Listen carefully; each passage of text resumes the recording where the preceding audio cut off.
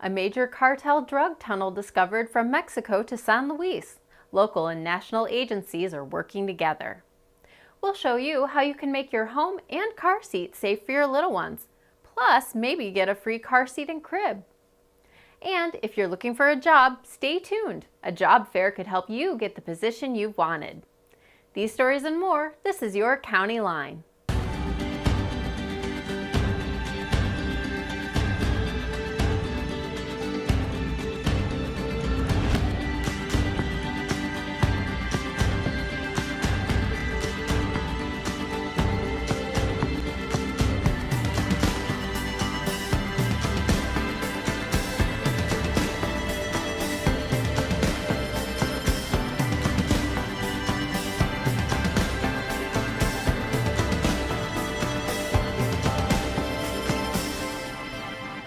We all know the war on drugs has been going on for years, and the battles often play out in the news. It takes a considerable amount of teamwork and cooperation to be effective. This was recently the case in Yuma County.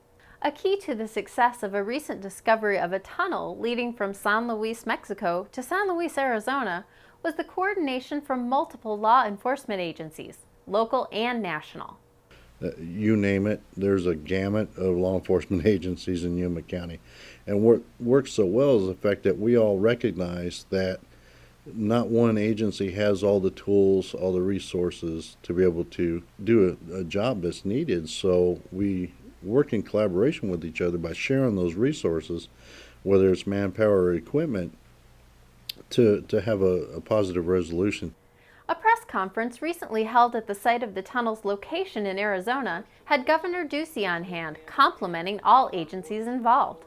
The discovered tunnel is believed to be linked to a cartel and has dealt a heavy blow to the operation of smuggling drugs into the United States.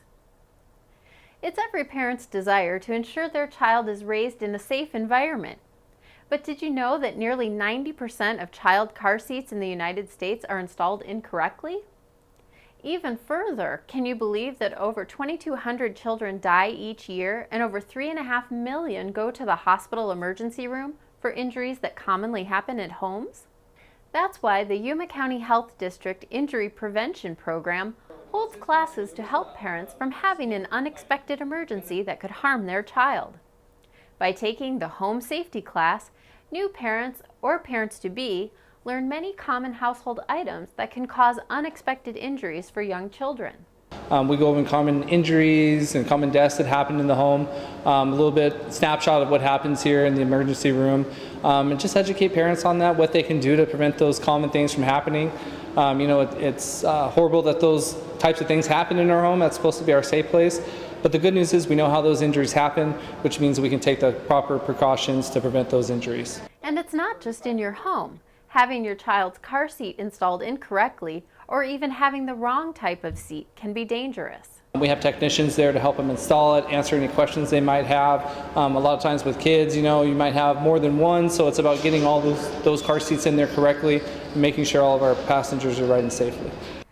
These programs typically run each month and are in both English and Spanish. To find out more, contact the Injury Prevention Coordinator at 317-4667. Have you ever heard of the Public Fiduciary or wondered what they do? This edition of our Spotlight series focuses on their department. We do guardianships and conservatorships. We're appointed by the court on incapacitated adults that may have dementia, Alzheimer's, developmental disabilities, and then it's our job to take care of them and their assets. And then we also run an indigent burial program. We get referrals from people throughout the county. A lot of nursing homes refer to us, adult protective services refer to us, and it's because they've become aware of a person that is no longer capable of making good decisions, whether that's financial or medical. And so then we look at that referral process and we'll petition the court to come in and become their guardian and conservator. Once the courts approve that and we find that they do have over a $20,000 asset limit, then we do have to go into a conservatorship, and we would petition the court again to become the conservator.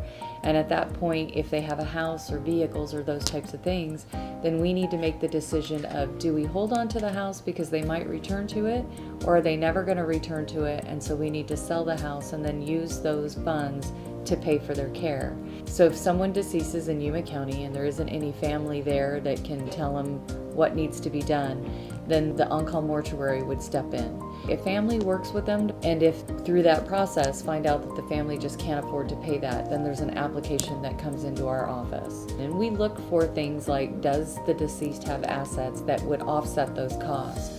And if that person doesn't, we would provide cremation for that person. If there's family and we can release cremains to the family, then we do that. If not, then the cremains are buried in the city cemetery. So we just have to remind ourselves all the time that we're going to do what that client would want us to do. What would be the decision he or she would make if they were able to? And as long as that decision wouldn't be harmful to them, then that's the decision we're going to make.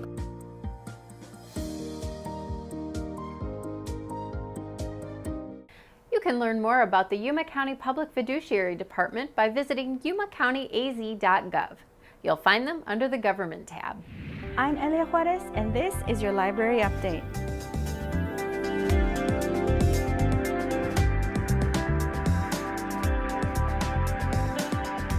The month of September is going to be incredible at the Yuma County Library District. The month of September is National Library Card Sign-Up Month, and this year it's sponsored by Disney Pixar's The Incredibles. If you haven't already signed up for your very own library card, go to your closest library in the month of September and sign up for one. If you show your card at a variety of local businesses, you will be getting some amazing discounts that you can only get if you're a library card holder. For a list of all of the participating businesses and more information on how to sign up for a library card, make sure you visit us online. Follow us on Facebook, Instagram, and Twitter, and make sure you log on to yumalibrary.org for all of our library events. Before we head out, there's a very important date coming up. Searching for employment can be a tough job within itself. Let's face it, jobs are hard to find. We have some good news for anyone who's a job seeker in Yuma County. Arizona at Work of Yuma County is working with a number of area agencies to help job seekers. The 2018 Community Job and Education Fair is set to happen on October 3rd at the Yuma Civic and Convention Center. So mark your calendar, you have time to fine-tune your resume and be ready for the job fair. Last year, there were 120 different vendors.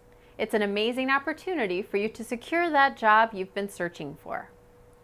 We'd like to thank you for joining us for this County Line.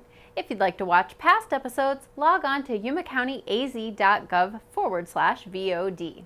And don't forget, you can join us live on Facebook. We'll see you next time.